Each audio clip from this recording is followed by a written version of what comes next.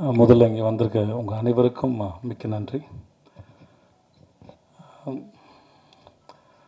ராமோஜிராவோட அவருடைய இறந்து போனார் கேள்விப்பட்ட போது எனக்கு ரொம்ப வருத்தமாக இருந்தது. எனக்கு அவருடைய நேரடி தொடர்போ எதுவுமே இல்லைனாலும் புதுப்பேட்டை படத்துக்காக நாங்கள் அங்கே போனபோது அவ்வளோ பெரிய இடம், அவ்வளோ செட்டு இருக்குது, அவ்வளோ படங்கள் நடந்துகிட்டு இருந்தது. 2005 நாங்கள் போகும்போது இதை ஒருத்தர் கற்பனை பண்ணாரா, இதை ஒருத்தர் நம்பினாரா? ஒரு ஸ்லம் வேணுமா, ஸ்லம் இருக்குது. ஒரு கோட்டை வேணுமா, கோட்டை இருக்குது. ஒரு பார்க் வேணுமா, பார்க் இருக்குது. ஃபார்மிங் லேண்ட் வேணுமா, ஃபார்மிங் லேண்ட் இருக்குது. எல்லாமே இருந்தது. சின்ன சின்ன பொருள்லாம் இருந்தது. பேனா முதற்கொண்டு எல்லாமே ராமோஜிராவுடைய அவங்களுடைய இது போட்டிருக்கோம். நான் ஆச்சரியம், இது வரைக்கும் இவங்க கொடுக்குறாங்களா? உள்ள ஸ்டார் ஹோட்டலேருந்து அவ்வளோ வசதி, இவ்வளோ கற்பனை ஒருத்தர் இப்படி பண்ணார். அது என்னோட ரொம்ப ஆச்சரியம். அவரோட வீடு பார்ப்போம், கண்ணாடி போட்டு மூடி இருக்கும்.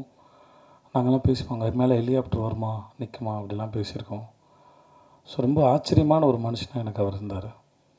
ஸோ அவர் இறந்து போன போது நான் ரொம்ப நாளாச்சு படத்தில் நடித்து, பட் அது கேள்விப்படும்போது காலைல செய்தியாக பார்க்கும்போது, இப்போ அஞ்சலி செலுத்தும் போது சரி, ஆட்டோமேட்டிக்காக நாங்கள் அங்கே ஏன்னா ஹீரோ ஃப்ரெண்டாக நடிக்கும்போது உங்களுக்கு எதுவும் வேலை இருக்காது. நாங்கள் போனோடனே அசிஸ்டன்ட் சொல்லிவிடுவேன், சார் நான் அங்கே தூங்கிட்டு இருப்பேன் சார் அப்படின்னு சொல்லிட்டு போய் நான் வாட்டுக்கு படுத்துருவேன். எனக்கு இப்போ தான் தூக்கம் குறைவாக வருது. அப்போது பெரிய கனவும் பாரமும் இல்லாதனால எங்கே படுத்தாலும் நான் தூங்கிடுவேன். அதில் செட்டில் எங்கேயாவது ஒரு இடத்துல சொல்லிவிட்டு எல்லா படத்துக்கும் போயிட்டு கொஞ்ச நேரம் இருந்து பார்த்துட்டு, நானும் ஷூட்டிங் வேடிக்கை பார்க்குற மாதிரி வேடிக்கை பார்த்துட்டு ஒரு இடத்துல படுத்து தூங்கிடுவேன். அப்படி நான் நிறைய இடத்துல படுத்து தூங்கியிருக்கேன். செல்வா சாரும் தனுஷும் கிரிக்கெட் விளையாட கூப்பிடுவாங்க, நாங்கள்லாம் விளையாண்டுருக்கோம் அவங்களோட சேர்ந்து. ஸோ அங்கே நிறைய இடத்துல கிரிக்கெட் விளையாண்டுருக்கோம்.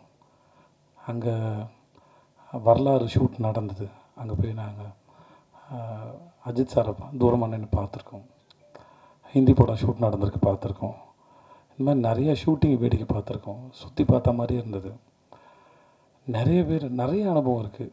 ஒரு படம் தான் அங்கே பண்ணேன், ஆனால் நிறைய அனுபவம் இருக்குது. இன்றைக்கி அவர் இறந்து போயிட்டான்னு கேள்விப்படும்போது மிகவும் வேதனை அளிக்குது. இப்படி ஒரு கற்பனை பண்ண மனுஷன் நிறைய பேரோட கற்பனைக்கு உருவம் கொடுத்துருக்காரான்னு நம்புகிறேன். அதுக்காக மிகவும் மறந்துக்கிறேன். அவருடைய ஆன்மா சாந்தி அடையட்டும். அப்புறம் கம்மிங் டு மகாராஜா, இந்த நித்தில ட்ரெய்லர் வந்த உடனே ஒரு படப்படப்பான போது தெரிஞ்சிருக்கும். இந்த படத்தோடையும் இந்த கதையும் அதை யார் முறை பார்க்கும்போது சரி, அவங்களுக்கு இந்த படத்தோட எக்ஸ்பீரியன்ஸ் முழுசாக கிடைக்கணும் அப்படின்னு. படம் பார்த்துட்டு அதோடைய கருத்து என்னவாக வேணால் இருக்கலாம் அவங்களுடையது. ஆனால் அவன் சொல்ல வருவது, அவன் உங்களுக்கு சொல்ல வருவதை தாண்டி அவன் உங்களுக்கு ஏற்படுத்த விரும்புகிற அனுபவம்னு ஒன்று இருக்குல்ல, அதுக்கு அவன் ரொம்ப மெனக்கெடுறான். அதை மட்டும்தான் அவன் பொத்தி பாதுகாக்கிறான். அது இவ்வளோ தெரிஞ்சிருமோ, அது தெரிஞ்சு இந்த ட்ரெய்லர் வர்றது கூட ப்ரொடியூசர் அவனுக்கு ரொம்ப நேரம் ஆர்கியூமெண்ட்டு, சண்டை, இது எதாவது ரிவீல் ஆகிடுமோ அப்படின்னு பயந்துகிட்டே இருந்தான். அதனால் நீங்கள் படம் பார்த்து விமர்சனம் சொல்கிற உங்கள் அனைவர்கிட்டையும் ஒரே ஒரு வேண்டுகோள், முடிஞ்ச அளவுக்கு கதையை ரிவீல் பண்ணாமல் நீங்கள் அது மேலே என்ன கருத்து வேணால் வைங்க. தயவு செஞ்சு கதையை மட்டும் ரிவீல் பண்ண வேணான்னு வேண்டி கேட்டுக்கிறேன். ஓகே தானே உனக்கு? ஸோ அது மட்டும்தான் அவனுக்கு இது. மற்றபடி படம் உங்களுக்கு பிடிச்சிருக்கு பிடிக்கல எதுவாக இருந்தாலும் அது உங்களுடைய விருப்பம் தான். என்னுடைய 50வது படம் அது மகாராஜா அமைஞ்சதில் நான் பெரும் மகிழ்ச்சி அடைகிறேன்.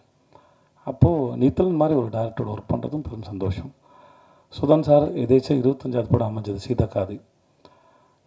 என்னுடைய 25வது படம் அமைஞ்சது என் வாழ்வின் பாக்கியம். அதே மாதிரி 50வது படத்தில் நித்தலோடு சேர்ந்து மகாராஜான்னு ஒரு படம் பண்ணதும் என் வாழ்வின் சிறந்த அனுபவத்தின் பரிசு இல்லை, அதையும் நான் பாக்கியமாக தான் பார்க்குறேன். ஐ ஹேட் அ ஒண்டர்ஃபுல் எக்ஸ்பீரியன்ஸ். சூப்பராக இருந்துச்சு. ஒவ்வொரு நாளும் ஒருத்தனுடைய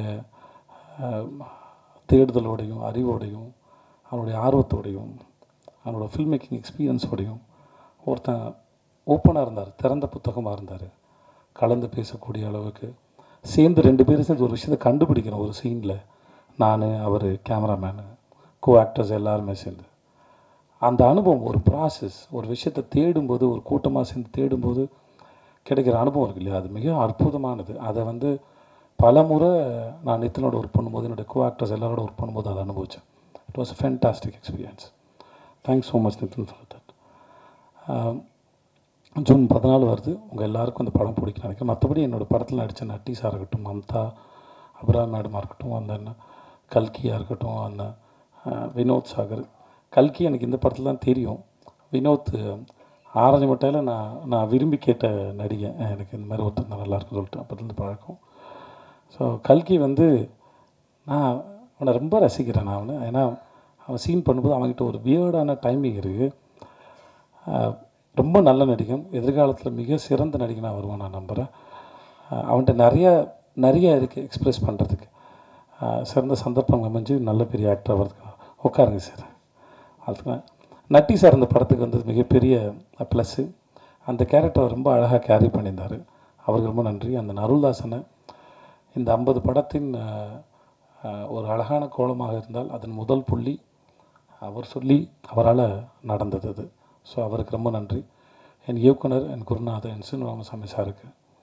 அவருடைய வாழ்க்கையை கேள்விக்குறியாக இருக்கும்போது என்ன மாதிரி ஒரு ஆளை, யாருமே நம்பாத ஒரு ஆளை, என் உறவுகளும் என் சார்ந்த யாருமே நான் நம்பாத ஒரு ஆளை, நானே நம்பாத ஒரு ஆளை, தான் இக்கட்டா சூழலில் இருக்கும்போது என்னை மாதிரி ஒருத்தரை கூப்பிட்டுக்கிட்டு அந்த படத்துக்கு ஷூட்டிங் போனது வந்து மிக ஆச்சரியமான ஒரு விஷயம். அது நடந்ததுக்காக அவருக்கு மிகப்பெரிய நன்றி. சிஜே பாஸ்கர் சார் என்னுடைய சீரியல் எனக்கு முதல்ல என்னை நடிக்கவே தெரியாத போது எனக்கு வாய்ப்பு கொடுத்து நான் துவண்டு போகும்போது ஒரு நாள் வந்து, உன் கண்ணும் சிரிப்பு நல்லா இருக்குடா, உணர்ந்து நடித்தா நீ நல்லா வருவேன்னு என்னை ஒரு நாள் சொன்னார். ஸோ அவருக்கு மிக்க நன்றி. நிறைய பேர் எனக்கு உதவி பண்ணியிருக்காங்க, நிறைய பேர் சொல்லி கொடுத்துருக்காங்க. சின்ன சின்ன விஷயம். இந்த 50 படங்கிறது ஒரு மாலையாக இருந்தால் அது ஒவ்வொரு மணியும் இங்கே இருக்கிற அத்தனை பேராலையும் கோர்க்கப்பட்டது. அது ப்ரெஸ்ஸு, மீடியா, நண்பர்கள், படங்கள், இயக்குநர்கள், எல்லார்கிட்டேருந்தும் நான் ஏதோ ஒன்று கற்றுக்கேன். அது என் மேலே வைக்கிற விமர்சனமோ பாராட்டோ திட்டோ எதுவாக இருந்தாலும் என்னை அது யோசிக்க தான் வச்சது. நம்மளை யோசிக்க வைக்கிற எந்த விஷயமும் நம்மளை முன்னெடுத்தான் கொண்டு போகுங்கிறது நான் அறிந்து உணர்ந்த உண்மை. ஸோ இந்த 50 படமாக என் கூட இருந்த, எனக்காக பேசின, இல்லை என்னை திட்டி என்னை உணரணுங்கிறதுக்காக சொல்ல வச்சதாக இருக்கலாம், இந்த மாதிரி கடுமையான விமர்சனமாக இருக்கலாம், பாராட்டாக இருக்கலாம், நான் எல்லாத்தையும் சமமாக பார்க்கிறேன். அதை கொடுத்து உங்கள் அத்தனை பேருக்கு மிகப்பெரிய நன்றி. Thank you so much. Mamta, Abirami and Philomin, boys Manikandan, sorry. நான் வந்து துபாயில் இருக்கும்போது 2 படத்துக்கு ஃபோட்டோ அனுப்பினேன். ஏதோ சும்மா கூட்டாம்போக்கில் சினிமாவில் ரொம்ப சுலபமாக தெரியுது நடிகர் ஆகிடலாம் அப்படிங்கிற ஒரு எண்ணம் அப்படின்னு நான் நினைக்கிறேன்.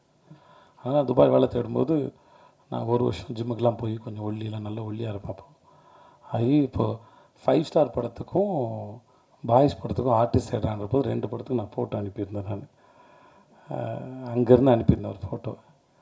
நான் சித்தார்த் சார் சந்திக்கும் போது அதை சொல்லியிருக்கேன், மணிகிட்டே சொல்லியிருக்கேன்னு நினைக்கிறேன், தெரியல, சொன்னான்னு தெரியல. அப்புறம் மணியை வந்து என் ஃப்ரெண்டு கடை, அங்கே மது கடைன்னு ஒன்று இருக்குது, அந்த வாத்தியார் தோட்டம் கார்னர், அங்கே ரொம்ப நாள் காலேஜ் படிக்கும் பொழுது அவன் ஃப்ரெண்டு கடை, ஸ்டேஷன் கடை, அங்கே போய் நாங்கள் நின்றுருக்கோம். பலமுறை மணியை பார்த்துருக்கேன். இந்த பையன் பாய்ஸ் நடிச்ச பையன் தானே அப்படின்னு பார்த்துருக்கேன். ஒரு நாள் எதேச்சியாக பார்த்த ஒரு இன்டர்வியூ, எனக்கு என்னமோ ஒருத்தன் வந்து இனிமேல் இந்த வாழ்க்கை எவ்வளோ பயமுறுத்தினாலும் நான் பயப்பட மாட்டேன்டா அப்படின்னு ஒருத்தன் ரியலைஸ் பண்ண மாதிரி இருந்தது அந்த இன்டர்வியூ. பெரிய பூதம் பேயினா அது வாழ்க்கை தான், இது என்ன பண்ணுன்னே தெரியாது. எப்படி நேற்று இருந்த நொடி இன்றைக்கி இல்லை, அடுத்த நொடியும் கேள்விக்குறியாக இருக்குது. ஸோ அதில் ஆச்சரியம் நடக்குமா இல்லை ஏதாவது நடக்குமா, பயமுறுத்துமான்னு கூட தெரியாது. அப்படி இனிமேல் அந்த இன்டர்வியூ பார்க்கும்போது எனக்கு இருந்த ஃபீல் வந்து நான் ரொம்ப அட்ராக்டிவாக இருந்தது. ஒருத்தர் உட்காந்து கண்ணாடி போட்டுட்டு பேசினது, வீட்டில் அம்மாவுக்கு சமைச்சு வச்சு, இந்த வாழ்க்கை ரொம்ப அழகாக. பேரோட தென்கட்சி கோ சுவாமிநாதன் அவருடைய கதை ஏதோ கேட்ட மாதிரி ஒரு ஞாபகம். நண்பர் ஒருத்தர், அது அரைகுறையாக தான் ஞாபகத்தில் இருக்குது, பட் மழை பெய்யும் போது உட்காந்து பக்கோடா சாப்பிட்றது பிடிக்கும். அப்புறம் வேலையெல்லாம் முடிஞ்சு ரிட்டையர் ஆனதுக்கப்புறம் இப்பயும் அவர் மழை பெய்யும்போது உட்காந்து பக்கோடா சாப்பிடுவாருன்றபோது அது எவ்வளோ அழகாக வாழ்க்கையை சாதாரணமாக எடுத்துக்கிறதுல அது வந்து இட் வாஸ் பியூட்டிஃபுல். நான் அந்த மாதிரி மழை பெய்யும்போது பக்கோடா சாப்பிட்ற ஒரு ஆளாக தான் அந்த திடீரில் மணிகண்டன் பார்த்தேன்.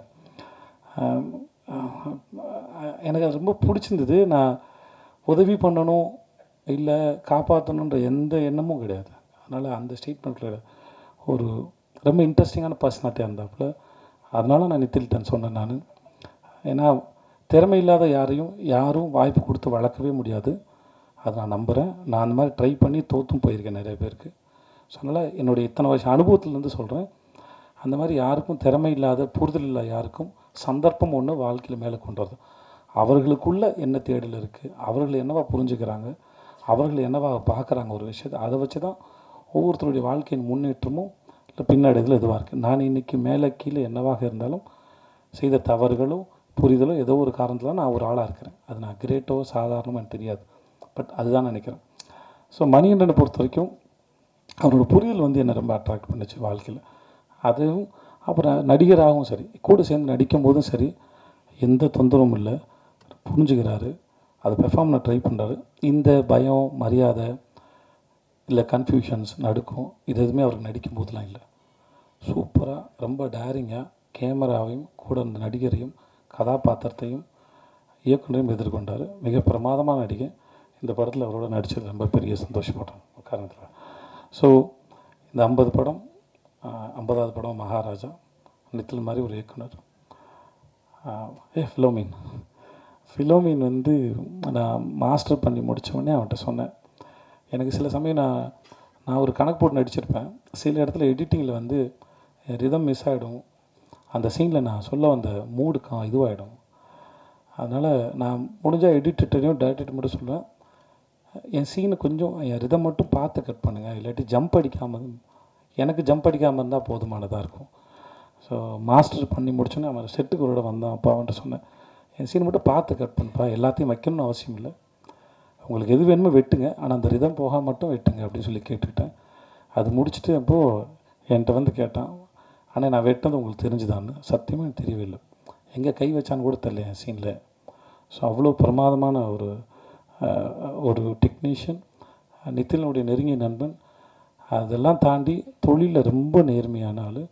அவங்க டைரக்டர் என்ன சொல்ல வராரு அதை எப்படி கொடுக்கணும். முக்கியமாக சாதாரணமாக ஒரு படத்தை டைரெக்டாக நேரடியாக சொல்லும்போது இருக்கிற கணக்கு வேறு, நாங்கள் த்ரில்லராக சொல்லும்போது இல்லை உங்களுக்கு வேறு ஒரு மூடு க்ரியேட் பண்ணும்போது ஒரு சீனை பார்க்கும்போது சீன் பின்னாடி கம்யூனிகேட் பண்ண போகிற மூடு வேறு, இப்போ நீங்கள் பார்க்கும்போது இருக்கிற மூடு வேறுன்ற ரெண்டுத்தையும் கணக்கு போட்டு வெட்டுறது வந்து அவ்வளோ சாதாரணமான விஷயம் இல்லை. அதை ரொம்ப அழகாக செஞ்சுருக்க ஃபில்மே. ஸோ உனக்கு என்னோடய வாழ்த்துக்கள். என்னோடய கேமராமேன் அவன் பேர் அருண் புருஷோத்தம் இல்லை, தினேஷ் புருஷோத்தம் சின்ன பையன். டப்பிங் அப்போ அவங்க அம்மாவோடு வந்தாங்க. அவங்க அம்மாவுக்கு வந்து அவங்க பையன் மேலே அவ்வளோ பெரிய கனவு இருக்குது, ஆசை இருக்குது. நான் சொன்னேன், உங்கள் பையன் பெரிய அறிவாளி மாதிரி ரொம்ப நல்லா வருவான், அவனோட ஒர்க்கு பார்த்து அவங்க அம்மாவுக்கு என்ன பெரிய சந்தோஷமாக இருக்குன்னு நினைக்கிறேன். அவங்க அம்மாவுக்கு திரும்பி நான் சொல்லிக்கிறேன், உங்கள் பையன் பெரிய திறமைசாலி அண்ட் அறிவாளி, அவன் நிஜமாக பெரிய ஆள் வருவான். Dinesh and thank you so much. நான் எங்கள் மியூசிக் டைரக்டர் அவருக்கும் மிக்க நன்றி. டெய்லரோட அவர் கொடுத்த பேக்ரவுண்ட் ஸ்கோர் வந்து நான் ரொம்ப சந்தோஷமாக இருந்தது. ரொம்ப நன்றி அவருக்கும். மிக்க வந்திருந்த எல்லாருக்கும் ரொம்ப நன்றி. தேங்க்யூ.